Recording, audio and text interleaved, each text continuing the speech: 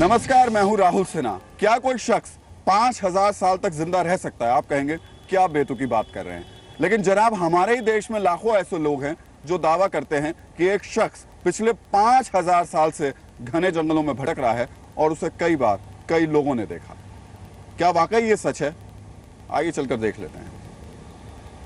लेकिन प्लीज अगर जरा सा भी आपको ये लगता है कि हम किसी अंधविश्वास को बढ़ा रहे हैं या हमारी कोशिश अपनी टीआरपी को बढ़ाने के लिए है, तो हम आपसे हाथ जोड़कर गुजारिश कर रहे हैं, अपना वक्त बर्बाद मत कीजिएगा, क्योंकि हमारा मकसद इस कार्यक्रम के जरिए आस्था और अंधविश्वास के बीच के फर्क को समझाने का है।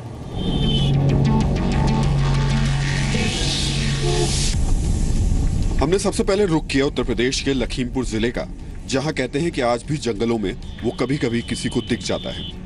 रास्ते में हमारे दिमाग में कई सवाल थे। क्या वाकई कोई शख्स 5000 साल से जिंदा हो सकता है? क्यों इस देश के लाखों लोग कहते हैं कि वो जिंदा है? क्या ये आस्था है या अंधविश्वास? सवाल कई थे और चुनौती ये कि कैसे साबित होगा कि वो वाकई जिंदा है या नहीं, क्योंकि उसे जिंदा मानने वाले लोग कहते हैं कि वो हर किसी को दिखाई नहीं देता। इस मामले में कई सवाल थे, लिहाजा हमने तय किया कि महज लोगों की कही सुनी बातों से किसी नतीजे पर नहीं पहुंचा जा सकता। अब इस मामले पर किसी डॉक्टर से बात करना लाजमी हो गया था। हम पहुंचे डॉक्टर के अग्रवाल के पास। जहां तक आज की साइंस का सवाल है, एक ह्यूमन बीइंग, मैं रोबोट की बात नहीं कर रहा, एक ह्यूमन बीइंग की मैक्सिमम लाइफ 128 रिकॉर्डेड है। एवरेज लाइफ भारत के अंदर में हम 70 साल लेके चलते हैं। अगर आप कंपनसेशन लेके चलें कोर्ट के डिसीजन में भी, तो 70 साल की एवरेज लाइफ को माना जाता है। डॉक्टर अग्रवाल के घर से निकलते हुए रास्ते में प्रोफेसर NK मिश्रा का घर पड़ा। दिल्ली यूनिवर्सिटी में संस्कृत डिपार्टमेंट के हेड रह चुके प्रोफेसर मिश्रा का दावा है, न सिर्फ वो जिंदा है बल्कि उनके एक रिश्तेदार ने इलाहाबाद में उसे देखा भी है। अश्वत्थामा के दर्शन संगम पर, कुंभ जो जहाँ पर इलाहाबाद में जो संगम है, उस पर मेरे चचेरी बहन के ससुर को हुआ था, समझ गए। तो ये दर्शन तो होते हैं, लेकिन जब बड़ा पुण्य हो, बड़ा भाग्य हो, तो उनके दर्शन भी उनके हो जाते हैं, लेकिन ये लोग सबको दिखाई देने वाले नहीं हैं। इस लड़ाई को छोड़ हम सच जानने के लिए लखीमपुर खीरी की तरफ बढ़ चले। लखीमपुर पहुंचने के बाद हमने जिससे पूछा, उसने यही कहा, वो जिंदा है। कहा यह जाता है कि महाभारत कालीन अश्वत्थामा अजरमल माने जाते हैं। आज भी जब प्रातः मंदिर खोला जाता है तो शिवलिंग पर अक्षत और पुष्प चढ़े देते हैं। अब तक तो आप समझ गए होंगे हम अश्वत्थामा की बात कर रहे हैं, वही अश्वत्थामा जिनका जिक्र महाभारत में है। कहा जाता है कृष्ण ने अश्वत्थामा के माथे से मणि निकाली और उनको अमर रहने का श्राप दिया। अश्वत्थामा की कहानी लगभग आप सबको पता होगी, लिहाजा टाइम वेस्ट नहीं करते और सीधे चलते हैं उस जगह जहां कहते हैं आज भी अश्वत्थामा न सिर्फ आते हैं बल्कि उनके आने के सबूत भी मिलते हैं। लेकिन सच कहें, हमको यकीन नहीं होता। लेकिन लोगों ने जिस दावे के साथ कहा, हमें लिलोटीनाथ मंदिर जाना ही पड़ा। लखीमपुर में इस मंदिर की बड़ी मान्यता है। कहते हैं यहाँ आने वालों की मनोकामना जरूर पूरी होती है। हमारी तो बस एक ही मनोकामना थी, अगर अश्वत्थामा वाकई जिंदा है तो हमें दिख जाए। बहरहाल जंगल के बीचों बीच बना ये मंदिर बहुत ही खूबसूरत है। मंदिर से थोड़ी ही दूर पर जंगल है, लिहाजा जानवरों का खतरा बना रहता है। लिलोटीनाथ मंदिर 3 तरफ से नदियों से घिरा हुआ है। एक ये कोना है और बाकी 2 कोने दूसरी तरफ हैं। वैसे चारों तरफ जंगल है और यहाँ अमूमन बहुत कम ही लोग देखने को मिलते हैं, लेकिन मान्यता बहुत ज़्यादा है इस मंदिर की, लिहाजा ख़ासतौर से सावन के महीनों में यहाँ ज़बरदस्त तरीके की भीड़ होती है। लेकिन आज हम आपको कहानी बताने जा रहे हैं जो यहाँ पर घर घर में कही और सुनी जाती है। कहानी सीधी है कि कोई शख्स है जो खुद ब खुद पहुँच कर रात में पूजा करता है, लेकिन किसी को दिखाई नहीं देता है। कौन है वो शख्स और क्यों आता है इस मंदिर में, चलकर जान लेते हैं। मंदिर के पुजारी ने हमें बताया कि अश्वत्थामा रोज रात को यहाँ आते हैं। अब हमें रात होने का इंतजार था। रात हो चुकी थी, मंदिर बंद होने वाला था। तो लिलोटीनाथ मंदिर के बंद होने का वक्त हो गया है और इस वक्त जो हमने शिवलिंग को देखा है, शिवलिंग पर फिलहाल जल नहीं चढ़ा है, सिर्फ फूल मालाएं रखी गई हैं। पंडित जी अब इसको बंद करेंगे, ताले लगा दिए जाएंगे पंडित जी यहाँ पर ना, बंद कर रहे हैं। और जब सुबह कहते हैं, ऐसा कहा जाता है, हम कोई दावा नहीं कर रहे हैं, ना हम किसी बात को इस तरीके से तथ्यों के सामने अभी बोल रहे हैं, क्योंकि अभी हम बोल इसलिए नहीं सकते क्योंकि सुबह ही पता चलेगा कि अंदर होता क्या है। सुबह आपको बताएंगे कि जब इस मंदिर के दरवाजे खुलते हैं तो फिर क्या देखने को मिलता है। पंडित जी ने बताया कि रोज सुबह जब मंदिर के दरवाजे खोले जाते हैं तो शिवलिंग पर जल चढ़ा मिलता है। हमने तय किया कि रात को यहीं रुकेंगे, लेकिन दिक्कत यह थी कि रुका कैसे जाए। पंडित जी ने कहा कि रुकने की कोई ना तो व्यवस्था है ना ही कोई जगह। ये मंदिर बिल्कुल सुनसान इलाके में है, आसपास कोई गांव नहीं है, लिहाजा वापस लौटने के अलावा हमारे सामने कोई चारा नहीं था। पंडित जी ने हमसे वादा किया कि सुबह मंदिर का दरवाजा हमारे सामने खुलेगा और कोई भी उससे पहले मंदिर में नहीं जाएगा। हम सुबह 4 बजे मंदिर पहुंच गए।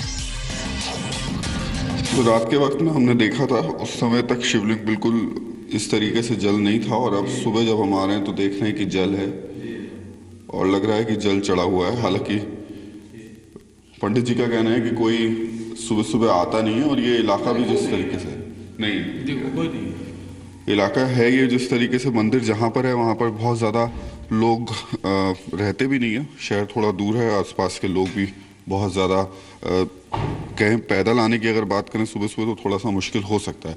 लेकिन एक बात हम फिर बिल्कुल साफ कर दें कि हम आपको बता दें, यहाँ हम जब पहुँचे हैं हम लोग रात यहाँ बंद करवाया दरवाजे को, और हम सुबह फिर वापस आए हैं यहाँ पर। सुबह जब वापस पहुँचे तब हमको ये देखने को मिला कि शिवलिंग के ऊपर जल चढ़ा हुआ था, और यहाँ पर यह दावा किया जाता है कि कोई शक्ति है, खास तौर से अश्वत्थामा का जिक्र ज़रूर करके किया जाता है कि अश्वत्थामा आता है, सुबह पूजा करता है और फिर वापस लौट जाता है। ये सच है कि इस मंदिर में सुबह सुबह दरवाजा खुलने के वक्त तो हम मौजूद थे, लेकिन रात में हम वहां नहीं थे। ऐसे में शिवलिंग पर यह जल किसने चढ़ाया कहना मुश्किल है। आप सोचेंगे कहानी तो खत्म हो गई, लेकिन जनाब कहानी अब शुरू हुई है, क्योंकि अब हम जिस जगह जा रहे हैं उस जगह आज तक किसी न्यूज चैनल को रुकने की इजाजत नहीं दी गई। उस जगह को अश्वत्थामा का जन्म स्थल कहा जाता है। कहते हैं उस जगह अश्वत्थामा को कई बार कई लोगों ने देखा। लीलोटीनाथ मंदिर से हमने रुख किया कानपुर के पास शिवराजपुर में बने खैरेश्वर मंदिर की तरफ। कानपुर और उसके आसपास के इलाके में खैरेश्वर मंदिर की खास मान्यता है। दिन के वक्त इस मंदिर में आने जाने पर कोई पाबंदी नहीं, लेकिन रात होते ही कोई यहाँ नहीं रुकता। जो रुका वो अगले दिन होशो हवास खो बैठा। हमने तय किया कि हम रात तो अब इस मंदिर में ही गुजारेंगे। अब सबसे बड़ा सवाल था मंदिर में रुका कैसे जाए और कैसे मंदिर में कैमरा लगाने की इजाजत दी जाए। उससे भी बड़ी मुश्किल ये थी कि मंदिर में रात के वक्त कैमरा लगाने की आज तक किसी को इजाजत नहीं मिली थी। लेकिन अश्वत्थामा की खोज में इस जगह को किसी भी हाल में छोड़ा नहीं जा सकता था। कहा जाता है ये मंदिर असल में गुरु द्रोणाचार्य का घर था। इसी जगह अश्वत्थामा का जन्म हुआ और खैरेश्वर मंदिर के आसपास ही द्रोणाचार्य ने कौरवों और पांडवों को शस्त्र विद्या सिखाई। बहरहाल शिवराजपुर मंदिर पहुंचकर हमने पंडित जी से बात की। पहले तो वो राजी नहीं हुए, कहा कि हमारी नीयत ठीक नहीं है, हम लोगों की आस्था को चुनौती दे रहे हैं। फिर हमने समझाया कि हमारा मकसद किसी की आस्था को ठेस नहीं पहुंचाना है, हमारा मकसद लोगों को आस्था और अंधविश्वास के बीच का फर्क समझाना है। काफी मशक्कत के बाद पंडित जी आखिरकार तैयार हो गए। पंडित जी ने कहा अगले दिन आ जाइए और अगर रात में रुकना है तो फिर अपना पूरा इंतजाम करके आइए, क्योंकि मंदिर जंगल में है और आसपास रुकने की जगह नहीं। हमारे लिए इतना काफी था। हमें रात में न सिर्फ मंदिर में रुकने की बल्कि शूटिंग की भी इजाजत मिल गई। शिवराजपुर मंदिर में रुकने के लिए हमें बहुत सी तैयारी करनी थी। 24 घंटे तक पूरी तैयारी करने के बाद अब हमने मंदिर का रुख किया। शिवराजपुर मंदिर कानपुर से 40 किलोमीटर दूर है। हम अपनी पूरी टीम के साथ 2 गाड़ियों में मंदिर की तरफ आगे बढ़े। सर्दी का मौसम और मंदिर जंगल में, हल्की हल्की ठंड और मंदिर जंगल में था। हमें पूरी रात काटनी थी, लिहाजा तमाम सामान के साथ रजाई गद्दे भी जरूरी थे। आगे बढ़ते हुए दिमाग में कई बातें चल रही थी। इस मंदिर के बारे में जो दावे किए जा रहे थे, अगर वो सच हुए तो साइंस को रिसर्च का एक बहुत बड़ा मुद्दा मिल जाएगा। लेकिन अगर सच नहीं हुए तो फिर लाखों लोगों की बरसों से जारी आस्था का क्या होगा। इसी उधेड़-बुन में हम शिवराजपुर के अंदर दाखिल हुए। मंदिर से सटे गांव काफी पिछड़े हैं। गांव में इक्का दुक्का ही पक्के मकान देखने को मिलते हैं। हमने सोचा सबसे पहले गांव के लोगों से ही बात कर ली जाए। हाँ, हम भाई सुनते हम भी ये बात है। वापस हम आते हैं सवेरे आकर के ना, पहला यानी नंबर वही वहाँ पर जो जल चढ़ाते हैं। अशुत्थामा आते हैं, जल चढ़ाते हैं, पूजन करके वो अपना चले जाते हैं। इसके बाद सब लोग पूजन करते हैं। एक पंडित जी रहा है जी, तो उनको मगर मिले थे तो उनसे उन्होंने उन दर्शनों को दिए हैं। तो उनसे ये बात की थी अश्वत्थामा ने कि जो तुम बात कहोगे तो आए फतेह निकलेंगे। गांव में जिस शख्स से खैरेश्वर मंदिर के बारे में पूछा, हर किसी ने कहा कि अश्वत्थामा वहाँ रोज आता है। हमने देखा। आपने देखा? हमने देखा। फूल चढ़े हुए देखा? तो फूल तो वैसे भी रात में जब चढ़ाते हैं तब नहीं, वो मान लो जो यहाँ चढ़ाए जाते हैं वो फूल दूसरी किस्म से चढ़ाए जाते हैं। और वो जो चढ़ाते हैं वो सब तुमको वो मिलेंगे उसके कमल के फूल। किसी ने कहा सुबह मंदिर के दरवाजा खोलने पर जल चढ़ा मिलता है, तो किसी ने कहा चावल। कि हम लोगों के यहाँ जो चावल होते हैं वो छोटे छोटे होते हैं, वहाँ पे जो चावल मिलते हैं वो बड़े बड़े मिलते हैं, इतने बड़े बड़े जैसे कि। तो ये कैसे कहेंगे अश्वत्थामा ही चढ़ा जाते हैं?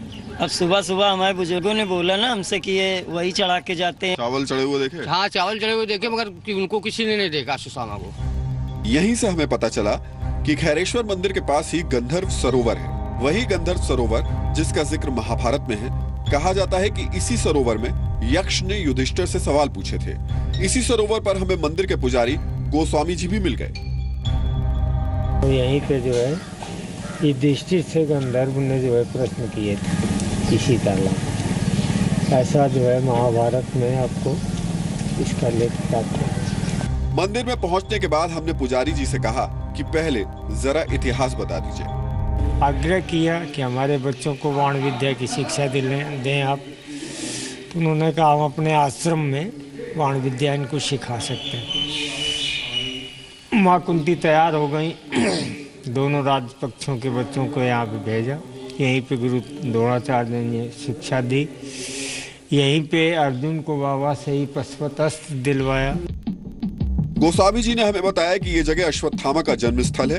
इसी वजह से हर रोज अश्वत्थामा यहाँ आते हैं। जी, ये द्वापर में गुरु द्रोणाचार्य जी यहाँ रहते थे, नारायण वन के नाम से ये प्रसिद्ध है। और यहीं पे उनकी प्राणकुटी थी। यहीं अश्वत्थामा जी को जन्म भी हुआ अश्वत्थामा जी का। इतिहास जानने के बाद अब हमें इंतजार था शाम होने का। खैरेश्वर मंदिर में दिन भर भक्तों का तांता लगा रहा। आखिरकार शाम को मंदिर बंद होने का वक्त आ ही गया।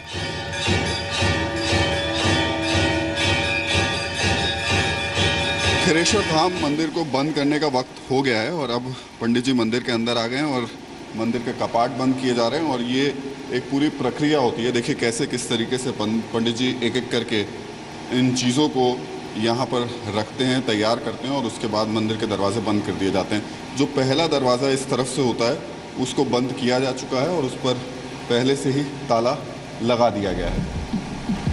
खैरेश्वर मंदिर बंद करते वक्त पूजा करने का तरीका थोड़ा अलग तरीके का होता है। चंदन का लेप और फूल चढ़ाने के बाद शिवलिंग को रजाई उड़ाई जाती है।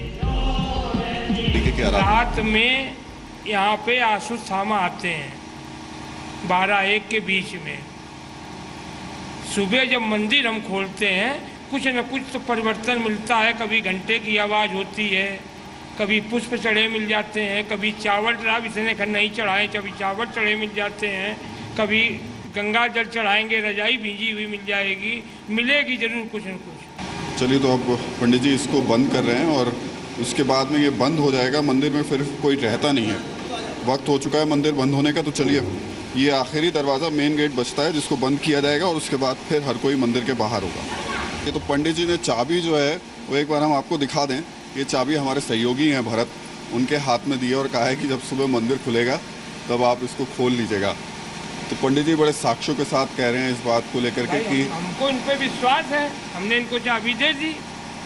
तो इनको चाबी दे दी और हम इस कोशिश में हैं कि आज यहाँ पर रुकेंगे मंदिर में और जो बातें कही जाती हैं, सुनी जाती हैं, उसको देखने की कोशिश भी करेंगे। बहरहाल अब मंदिर बंद हो चुका है और धीरे धीरे यहाँ से लोगों के जाने का सिलसिला शुरू हो चुका है।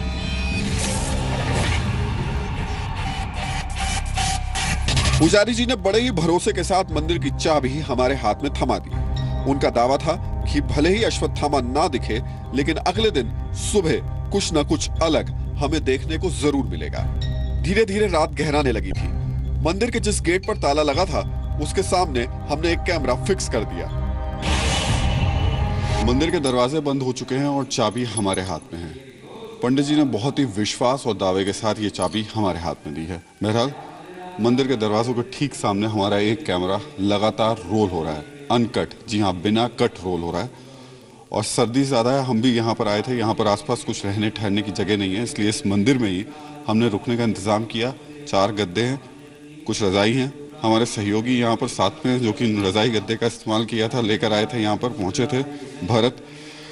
तो कुल मिलाकर के अब यहीं बैठेंगे, सामने मंदिर है और रात भर बैठ कर के देखते हैं कि क्या कहानी, क्या किस्से जो कहे जाते हैं, बताए जाते हैं, कितने सच देखने को मिलते हैं। कैमरे के बराबर में गद्दा लगाकर हम इस इंतजार में बैठ गए कि क्या वाकई जो आज तक कहा सुना जाता है वो हमें देखने को मिलेगा। गांव के लोग यहाँ से लगभग 4 किलोमीटर दूर रहते हैं। 2 शख्स यहाँ पर जरूर हमारे साथ में हैं जो कि अखंड रामायण का पाठ कर रहे हैं और पूरी रात वो लोग पाठ करेंगे। रात के 1:30 बज चुके थे, अभी तक ऐसा कुछ नहीं हुआ जिसे अजीबोगरीब कहा जा सके। हमने सोचा एक चक्कर जरा मंदिर के बाहर लगाकर देख लिया जाए। रात के 12 बज चुके हैं और एक बेआबान जंगल में हम इस वक्त मौजूद हैं। यहाँ पर अब कोई है नहीं और कहते हैं कि जैसे जैसे रात होती है वैसे वैसे यहाँ पर कोई आता नहीं, सिर्फ एक ही शख्स आता है। हम कोशिश कर रहे हैं उस सच को आपके सामने लाने की। बहरहाल एक बार तस्वीर देख लीजिए। यहाँ पर वैसे तो इस मंदिर के आसपास कुछ है नहीं, सिर्फ कुछ चंद दुकानें ज़रूर देखने को मिलती हैं और ये दुकानें भी देखिए बंद हो चुकी हैं। हमारा एक कैमरा लगातार रोल हो रहा था। सुबह के 4 बजने वाले थे कि अचानक लाइट चली गई। लाइट जाते ही मंदिर में अखंड रामायण का पाठ कर रहे शख्स घबरा गए। लगभग आधे घंटे तक मंदिर में बिजली गायब रही, लेकिन हमारे पास अपनी कैमरा लाइट थी, लिहाजा रिकॉर्डिंग में हमें कोई खास दिक्कत नहीं आई। सुबह के 4:30 बजे मंदिर का दरवाजा खोलने के लिए पंडित जी आ गए।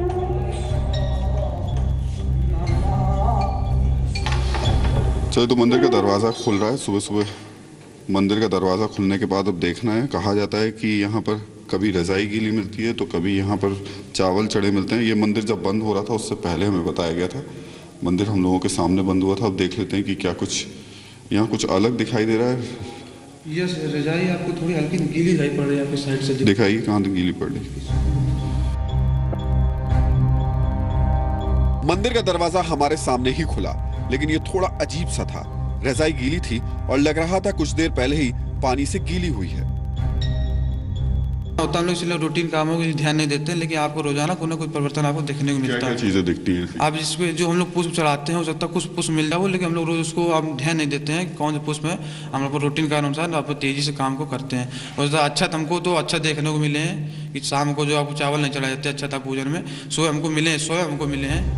थोड़ा ताज्जुब इस बात का था कि चाबी रात भर हमारे पास ही थी, मंदिर कोई गया नहीं, ताला हमारे सामने खुला, फिर रजाई गीली कैसे हुई। लेकिन रात भर रिकॉर्डिंग कर रहे हमारे कैमरे में कोई हलचल नजर नहीं आई। पंडित जी ने दावा किया कि लगातार 1 हफ्ता हम यहाँ रुके तो अश्वत्थामा हमारे सामने होगा।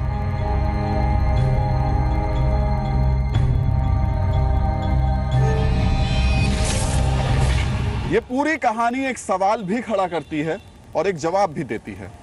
अश्वत्थामा का मंदिर में ना मिलना सवाल उन लाखों लोगों के लिए जो आस्था के नाम पर अंधविश्वास की सीढ़ी चढ़ते हैं और फिर मुंह के बल नीचे गिर जाते हैं। लेकिन रजाई का गीला मिलना जवाब उन लोगों के लिए जो किसी की भी आस्था को चुटकी बजाते ही अंधविश्वास का नाम दे देते हैं। अपने कैमरामैन जयदीप के साथ राहुल सिन्हा, जी मीडिया।